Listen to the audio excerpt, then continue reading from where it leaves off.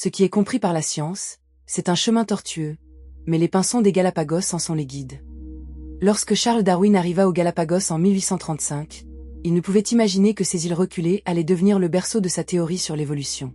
Dans ce lieu isolé, il observa des créatures en questionnant les dogmes établis.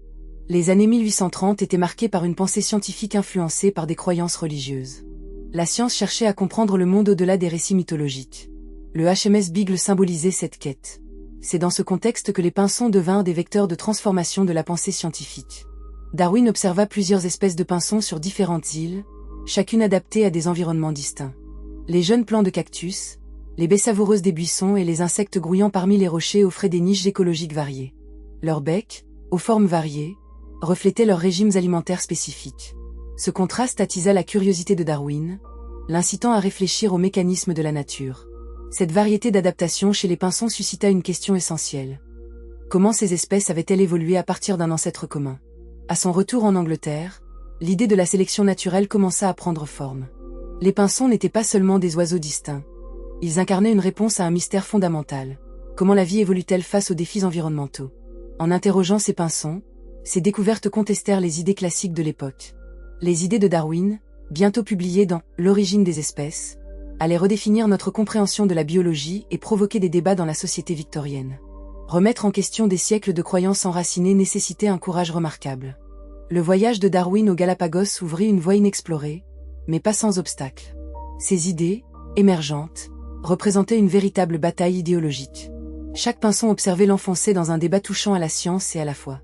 Les Galapagos, un monde à part, étaient le théâtre d'une diversité d'oiseaux captivants. Les pinsons, avec leurs variations de bec et de comportement alimentaire, étaient cruciaux pour comprendre l'évolution.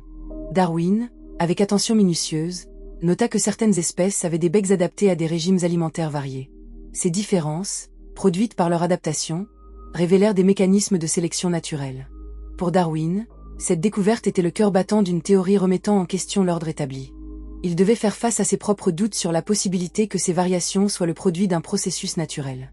Les croyances de son époque, créationnistes, le confrontaient à une réalité plus complexe. Chaque pinson, observé sur les îles, présentait un puzzle dont il devait rassembler les pièces pour en comprendre la structure. Leur chant, vibrant et unique, résonnait dans l'air pur des Galapagos. Il se souvient des paysages arides et volcaniques, ponctués de cactus géants et de bordures maritimes saisissantes. Darwin notait avec précision chaque observation, prenant soin de croiser les caractéristiques d'une espèce à l'autre. Dans son journal, il écrivit « Les différences dans les formes des becs s'apparentent à un artisan dont l'outil change selon le matériau à travailler. » Les pinsons ne furent pas les seuls à le troubler. Chaque observation entraînait des réflexions plus larges sur la vie et son évolution. Ces carnets de notes devinrent son laboratoire d'idées, mélangeant observations précises et réflexions passionnées. Dans le cadre de ses études, il observa également des tortues géantes et des iguanes marins, qui, comme les pinsons, étaient le reflet d'un processus évolutif dicté par l'environnement. Ces écosystèmes variés lui fournirent des indices cruciaux, l'aidant à tisser le fil conducteur de sa pensée. Le retour de Darwin en Angleterre en 1836 marqua le début d'une lutte pour faire entendre sa voix. Au sein de la communauté scientifique, ses idées dérangeaient. La publication de L'origine des espèces, en 1859 exposait ses conclusions sur la sélection naturelle, soutenant que les espèces évoluent par un processus de variation et de survie des plus aptes. Ce livre ne fut pas seulement une contribution scientifique, il était une déclaration audacieuse, un défi lancé à la société victorienne qui peinait à concilier foi religieuse et découverte scientifique. Sa théorie audacieuse confrontait les dogmes de l'époque. En se basant sur des observations minutieuses, il affirmait que les espèces n'étaient pas fixes, mais en constante évolution.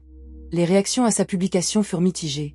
Certains le célébraient, d'autres le dénonçaient comme hérétique. Les pinsons, témoins de ces découvertes, devinrent emblématiques d'un débat de société.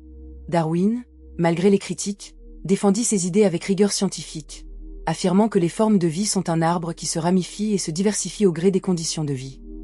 À travers ce parcours tumultueux, les pinsons symbolisent davantage qu'une simple variation d'espèces. Ils incarnent l'essence même du processus évolutif, une réponse à un défi et une adaptation.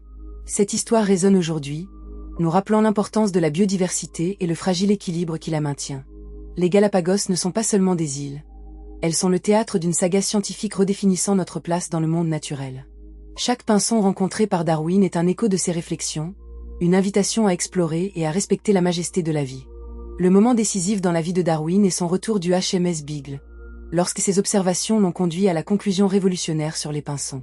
Chaque bec adapté à un régime alimentaire spécifique révélait l'évolution comme un processus dynamique, contrastant avec la vision statique de la création.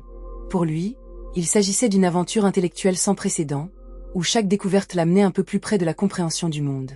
Dans une lettre, Darwin écrira que les pinsons lui avaient ouvert les yeux sur un monde de possibilités, un processus qui allait à l'encontre des croyances. Ce moment dépassait la découverte scientifique. Il devenait une déclaration audacieuse sur notre place dans le monde. Les défis que posait son travail étaient non seulement d'ordre académique, mais également personnels. La solitude de ses réflexions contrastait avec l'effervescence des débats qui l'entouraient. Dans le contexte contemporain, l'héritage de Darwin nous pousse à réfléchir sur la biodiversité et notre impact sur les écosystèmes. Les pinsons, jadis symboles d'évolution, sont aujourd'hui menacés par des crises écologiques. Les conclusions de Darwin nous rappellent que chaque espèce joue un rôle crucial dans le tissu de la vie. Les changements environnementaux, la pollution et l'introduction d'espèces invasives mettent à mal l'équilibre délicat que Darwin avait commencé à comprendre. Ils nous confrontent à une réalité que nous ne pouvons ignorer, les conséquences de nos actions.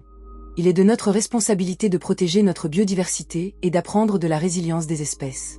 La compréhension de l'évolution est une question de survie pour notre planète. Les enseignements de Darwin continuent de résonner avec une pertinence incroyable, incitant à agir pour préserver la nature. Ce legs scientifique possède une dimension morale. La voix de Darwin nous encourage à embrasser la diversité. La lutte pour la préservation de la biodiversité est une bataille pour notre héritage commun. Chacun d'entre nous est un acteur dans cette quête. En réfléchissant aux enseignements de Darwin, il est essentiel d'interroger nos actions quotidiennes. Que faisons-nous pour protéger notre Terre?